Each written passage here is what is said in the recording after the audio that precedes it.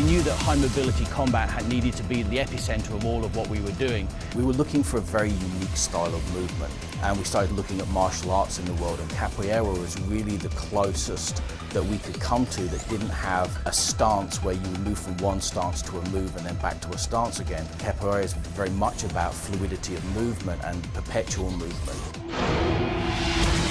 We wanted to fuse the mobility in combat, bounce off walls, jump on people, fire all these discs and then leap. And so for us, looking at capoeira and free running made perfect sense. One of the key mantras for the team as we were moving through this process was mobility is life.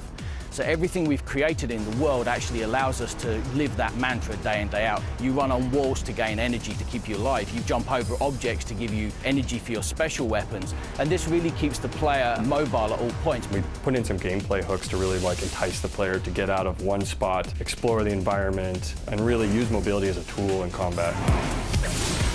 One of the most challenging things that we came across was our first light cycle experience. That was just a seat of your pants experience that we wanted to create. So lots of destruction, lots of stuff going on. Light cycles, the biggest change for them is that the vehicle is much more updated in terms of physics. You could potentially do a 180 and you can throw your light disc from the light cycle. So we'll have levels where crazy stuff going on, buildings falling, things exploding around you, and then all of a sudden you've got to hop into a light tank and it's a different game entirely. There's definitely the aggressive way to go. You just go in and bulldoze your way through with your light disc and nothing else.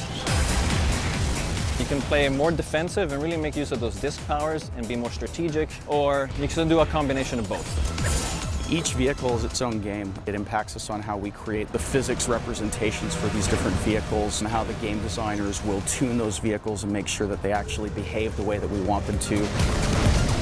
I think we realized we hit the sweet spot for the high mobility combat when we literally picked it up one day and we're like, wow, I have never seen this done in a video game before.